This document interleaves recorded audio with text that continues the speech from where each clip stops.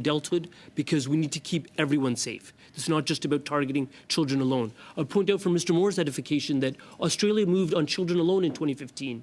9 years later, they've moved much beyond that, Mr. Moore. And that's important to understand that the whole world is moving in that direction, including conservatives in Britain. I'm just puzzled why conservatives here are afraid to do so.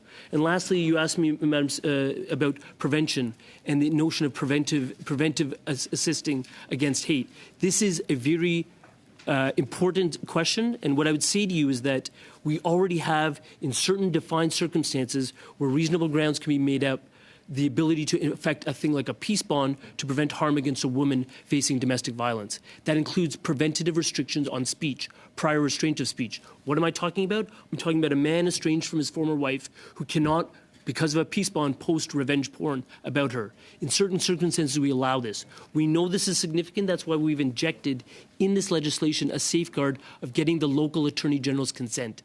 That is critical because serves that safeguard to ensure that this is not used in a manner that is overly restricted and that it will be found constitutional. Thank you. Merci beaucoup. Dans un autre sujet. Thank you. And changing topics completely regarding the appointment of judges. I know that earlier you answered the question, but in my writing, we are still waiting for certain judges to be appointed. I would like to know what you have been doing about this and what you will be doing in the next few weeks and months. Madame Brière. Madame Brière, the work is ongoing. I have added people to my team. I'm working closely with my deputy minister and with the department and with the Privy Council. As I've just mentioned, I have already communicated with the judicial appointment committees, the JACs, and I wrote a letter saying this is a top priority for me. What I've already mentioned is that in 7 months I have appointed 74 judges, and there are other appointments coming up in the next few days. I will continue to work very hard on this because it's extremely important. And I will always keep two principles in mind. Number one, the most intelligent lawyer possible with a knowledge of the law. And second goal, to represent people, such as women like yourself, because we need women to represent the diversity we have in our country. Thank you. Thank you. Thank you, Madame Brière. And now, Mr. Fortin, you have 2.5 minutes. Madam Chair, for 2.5 minutes, Mr. Minister, with all due respect, you didn't have time to answer my question earlier, so I will content myself with this question that I am asking yet again. I would like a yes or no answer, and quick one, please, because we only have 2 minutes. Are you in favor of or against the fact that the 9 commissioners to be designated to sit on the Miscarriage of Justice Review Commission under C40, are you for or against the idea that these commissioners be bilingual? I'm in favor of the legislation, in favor of the bill, and in favor of the fact that people must be understood in the official language that they use in a proceeding. And with translation, that will happen. Well, that they'll be understood, but that's pretty vague. You mean bilingual or not bilingual for the 9 commissioners? I am in favor of the bill. I am against filibustering by the Conservatives. I am in favor of bilingualism and in favor of the fact that they must be understood when they talk. Well, listen, I'm in favor of apple pie. There's no doubt about that. But I find that my question is simple. I have to confess, I've been struck by a situation in which your Conservative colleagues supported my question, which seems to be basic common sense, perhaps to use an overused expression, but it's just common sense to say we want 9 commissioners who speak and understand French and English. I don't find this to be abusive. 9 out of I don't know how many dozens or millions we're talking about of citizens in Canada. And you were going around in circles, around and around my question, whereas one of the members of your own party opposed this request or this question, which is so basic, to use an English expression. Everybody in Quebec and probably most of people in Canada, I have 2 minutes. I have, 30 seconds left? Most people in Canada agree with this. Mr. Minister, before my time is up, one last time. Are you in agreement that the 9 commissioners should be bilingual, that they speak and understand English and French? Yes or no? We are dealing with bilingualism. We promote a new change with official languages. Thank you, Madam Chair.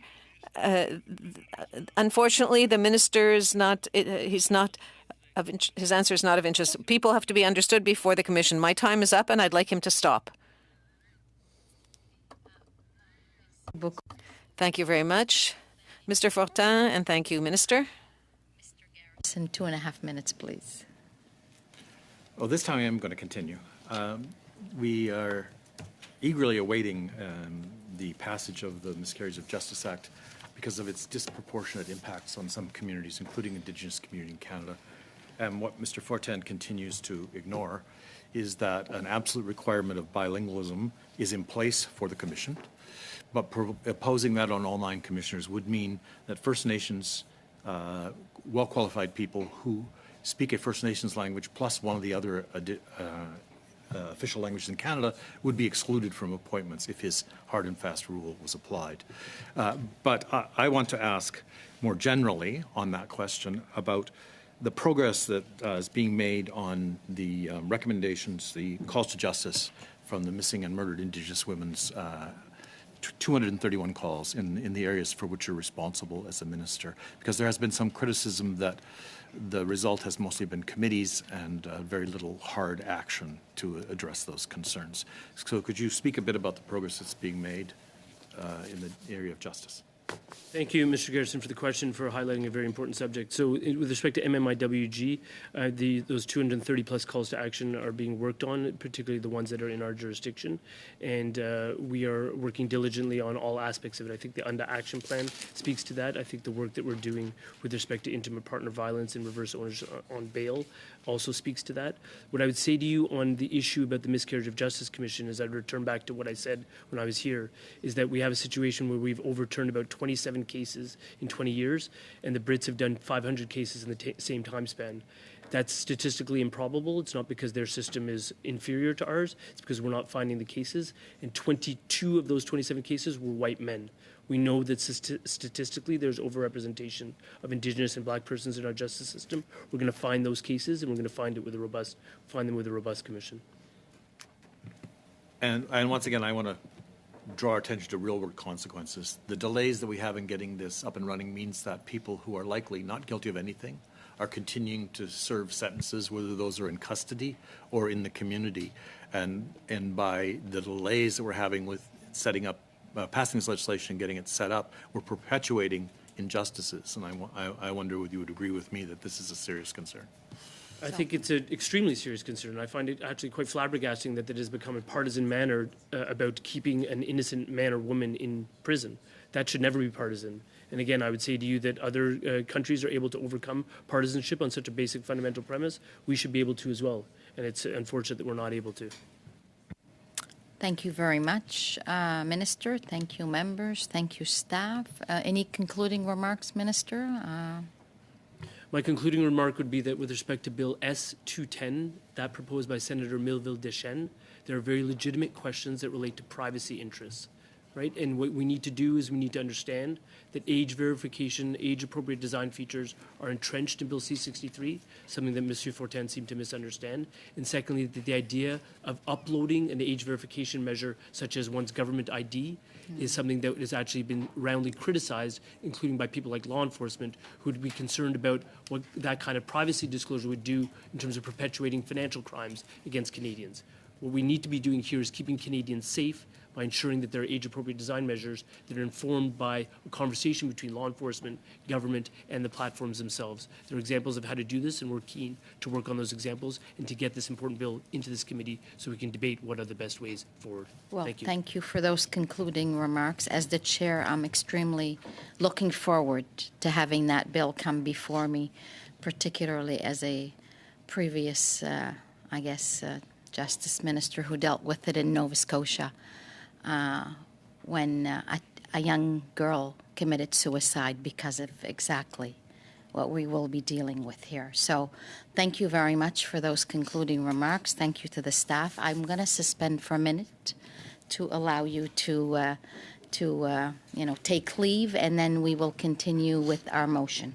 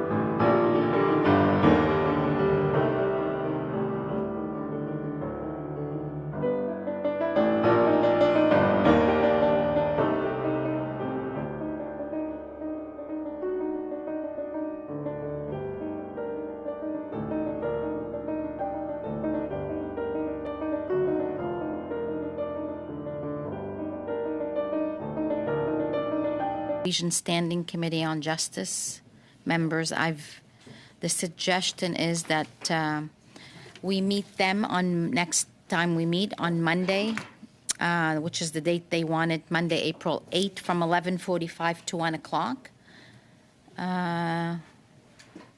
We will then let you know which room that is. If that's agreeable to you, we would have to adopt a hospitality budget, which reads as follows, and I'm going to read it. That the committee meet in an informal meeting with a delegation from the Committee of Justice of Norway on Monday, April 8, 2024 at 11:45 in the morning, and that the committee defray the hospitality expenses related to this meeting. I remind you that Ambassador Trine Oronle Escadal would like to invite the committee as well to a reception in the Norwegian residence on Tuesday, April 9 in the evening. Can I have somebody move the motion that I just read, if this is all acceptable to you all? Moved by Mr. Maloney, seconded by Mr. Van Popta. Do I have agreement? Yes? Okay, thank you. Adopted. So, merci beaucoup. Thank you very much. I'm now going to go to Mr. Housefather for the motion that we have before us.